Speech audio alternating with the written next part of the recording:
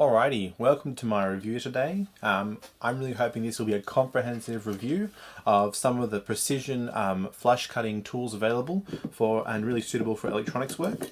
What I'll be doing today is comparing a whole swag of really good quality flush cutters over a variety of materials. So looking at things like cutting cable ties, even cutting paper clips, just to really get an idea of their cutting ability and quality of each one. The models I'm comparing today, I've got quite a few. I've got some of the ones I've currently been using, these cheapies. Got an MTC, made in Japan, supposedly, number 20. These are flush cutters. I've got some Jack Hammer, Kmart brand, or Mitre 10 brand or something. These are not flush cutters, these are side cutters. They have a small bevel in their tool, and I've been really unhappy with these ones, but at least they cut better than these ones, which are just, I've really abused these and they're really quite chewed up. The thing with all tools is you have to use them with what they're designed to do. These side cutters in particular do not have a very strong cutting edge, and you cannot use them to cut really thick metals or really hard metals. They're really designed for thin, small wires, pins, that kind of stuff. And if you do use big things, you will damage them. Hopefully the stuff I'm looking at today, the materials I'm looking at, will really be a fair comparison of what these tools are designed to do. So, they're my old ones. They don't really matter too much, but they're my reference point. I've got here a few different ones. I've got these Hakko CHP 170s, made in Italy. So yeah, most of this stuff is not made in Japan, sorry, made in China. Most of it's made in Japan, Germany. These are in Italy, which is interesting. These are really nice. They've got a fairly nice cutting tip. If I get that to focus, there we go. And they are flush cutters. With a lot of these flush cutters, the heads are not, the cutting surfaces are not directly perpendicular. They actually are very slightly overlapped. This is not bad manufacturing. This is deliberately precision made to promote a longer tool life rather than these sharp edges meeting together like this all the time. They overlap very slightly, and this preserves that nice sharp edge for a longer time. They feel pretty good. I don't think they have much of a overlap. They're pretty close. Maybe a very small overlap. The other ones I'm looking at today are the Knipex. These are the Knipex 7861125. Knipex makes a massive range of side cutters, flush cutters, and other hand tools. And they have a whole swag of different ranges with different angles and different attachments. So this is just one of them I'm looking at. This is probably one of their most precision, small, fine, sharp ones they make. These ones do have a, I think it's about 0.1 millimeters they claimed, overlap. They feel really sharp, really nice, low spring tension. I've also got here some made in USA, Xuron. These are really cheap, also feel like really good quality, probably with really good value for money. We'll find out. And then the creme de la creme, I've got some Engineer from Japan, the NZ12. These are your Lamborghini, or probably more Ferrari. These are really, probably that's a bad example. These are a really precise tool. You have a look at that tip. It's just amazing. Really sharp, really delicate tip there. Pointy, sharp. Great for getting into really tight places. The handle feels really nice in the hands. Yeah, made in Japan. So we've got Japan represented, America, Germany, and Italy. How's that? Quite all over the world. And then comparing those to these older tools. So let's get started. So first thing I've got here is some cable ties. These are just plastic, nylon usually. Let's go for the MTC flush cutters.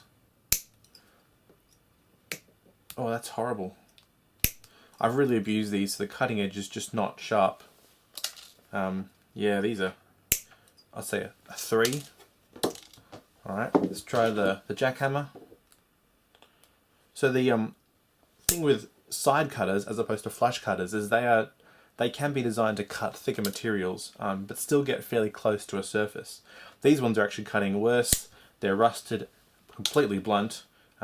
These are take a lot of force to cut through that nylon cable tie. Absolutely terrible. They're going in the bin after this. That's probably a 1 or a 2. Let's go the Hakko CHP 170. Yeah, it still takes a fair amount of force, but giving a really nice clean cutting edge the whole way through. I give that probably a 6. Maybe a 6.5, but not amazing. Here's the Knipex. Oh, that's sharp. That's a 8 or a 9. That's beautiful. Really easy. That's like you're cutting through plastic filament or something. That's really easy. Wow. Yeah, that's nice. All right, let's go the Xuron. I don't know how you say it. Whoa. All right, let's do this really easily. I'm gonna use little finger and thumb. Cut through this like this. No, I can't do that. Let's try here. Yeah, that doesn't take a lot of force with my little pinky on that. That's pretty easy. I'd say that's, yeah, these two are really sharp. Let's just go the engineer and find out that one. Oh man, look at that. That's terrible. Oh, the thing with these ones, all right, so here's the thing. This is the engineer NZ12. The thing with these ones is when you have the cutting tool closed, you can see that the cutting region is actually not very big. So for cutting these really thick cable ties, I have to have it really precisely aligned to make sure the cutting region is covering the whole nylon cable tie. So if I try that, look, they're actually not that sharp. Compared to the Xuron, let me just go back to those for a second.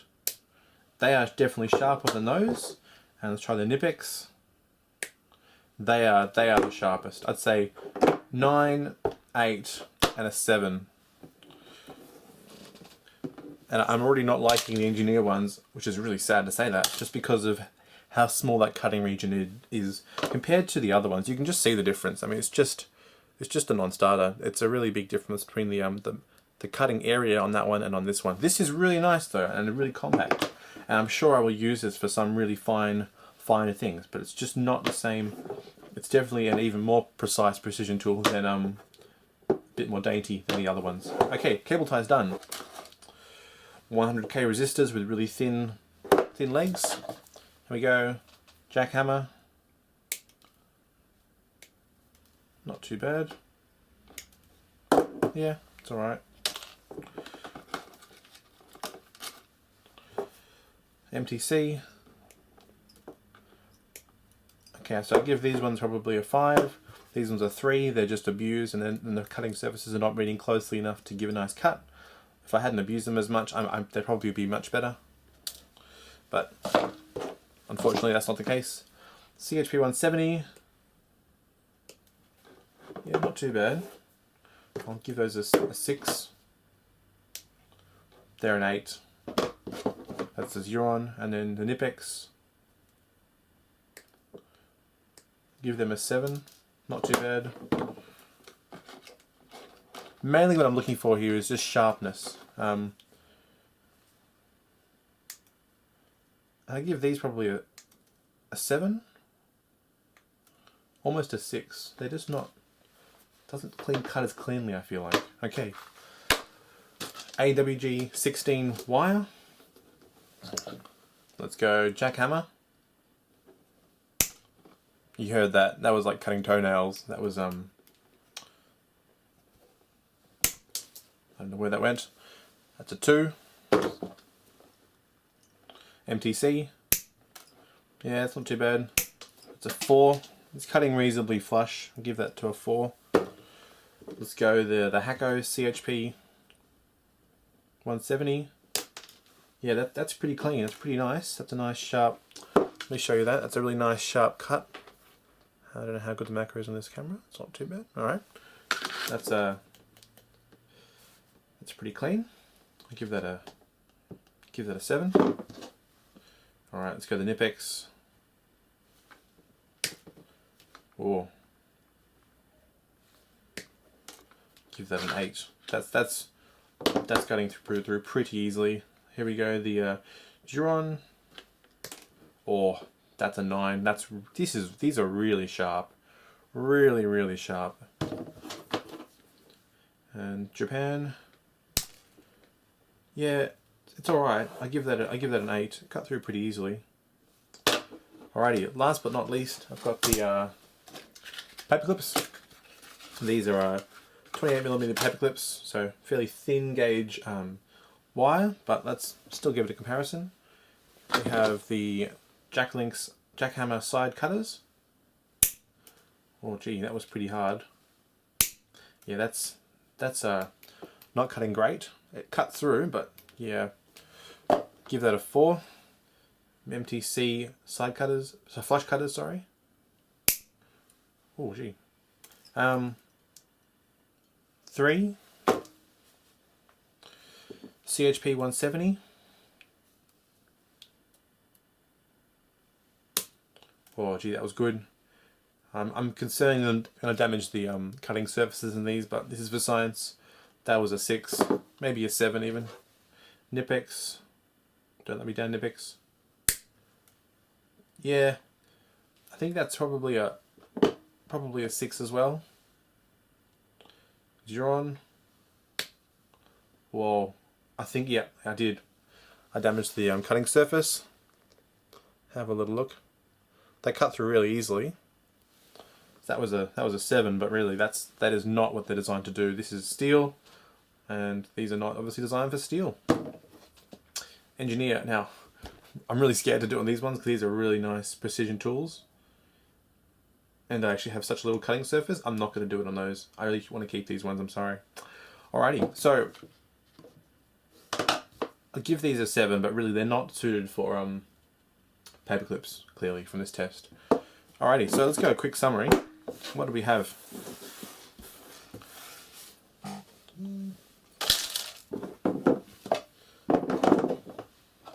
So, engineer, they're really nice, really sharp, really small, useful tip, but unfortunately the cutting area is just too small. I am not going to be using these a lot, I suspect. NZ12 from Japan, thank you engineer. They make really nice tools. Any of their tools I've used have been just beautiful. But this one, yeah, not today. Xuron, these are really cheap. I think I bought 3 of these. They were so cheap, and I'm going to use these a lot, I can tell. But yeah, damaged first time cutting through a 28mm paperclip. These are not designed for steel, but for cutting anything really small, wires or whatever. These are dead sharp. Really love them. That was really nice. Knipex. All right, so these ones, I'm trying to look at, I damaged the tip on these too. Yeah, I think I did, which is a shame.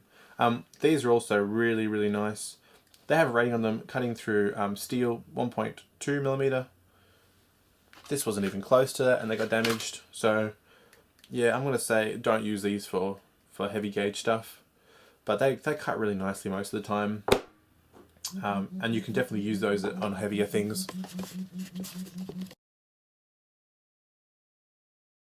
Okay, time for conclusions. So I've had some time to think about this and what I wanted to say. I reckon these MTC ones I've had probably were better before I actually abused them.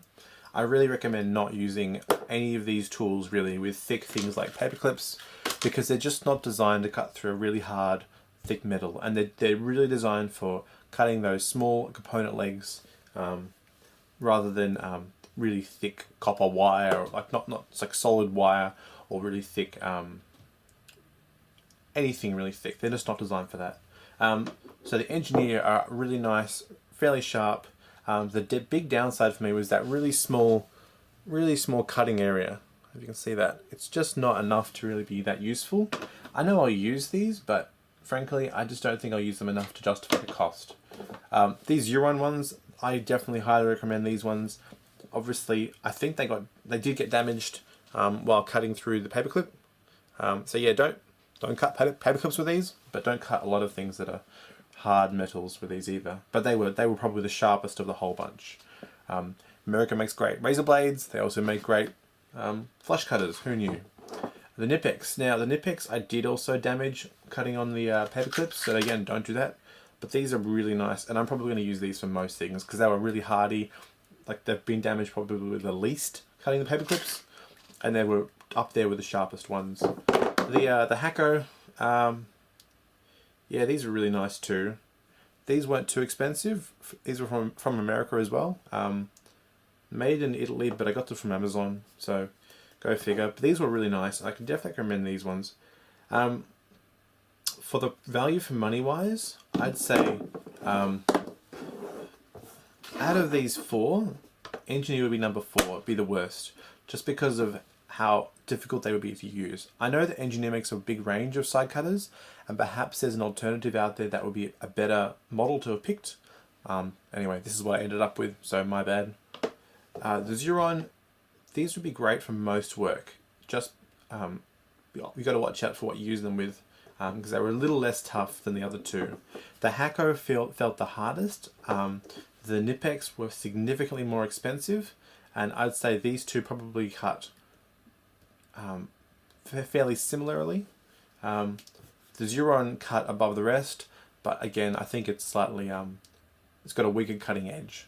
So you could definitely go with these two, and I think it would come through at the same price as the Knipex, and then you've got more flexibility. But that being said, these were a really nice pair of flush cutters, and these three I think I'll be using from now on a daily basis. Any of these three I think you can't go too wrong with. Everyone likes to have the best stuff you can buy. I think these three would be it for flush cutters. Knipex makes a lot of other side cutters as well. A whole lot of different tool angles and attachments and wire guides, all sorts of stuff. These are really low cost. I think these are about $4 or $5 US each. I think 4. Really cheap and really super sharp. And the Hakko, I bought 2 of these because they were fairly cheap with shipping. I think these were under $10 each, whereas the Knipex were I think 25 or 35. But yeah, made in Germany. You can't go past that, I guess. So yeah, that's my review of a whole lot of side cutters. Hopefully this helps you to find a pair that's right for you. And just to showcase some of the models that are a little rare and not often seen on YouTube. Hopefully this helps your electronics work. I wish you all the best. Thanks for watching. It really helps if you like or comment on these videos. That really raises the profile of the video on YouTube. So if you have a moment, if you take that, it'd be really appreciated. Thank you. Bye.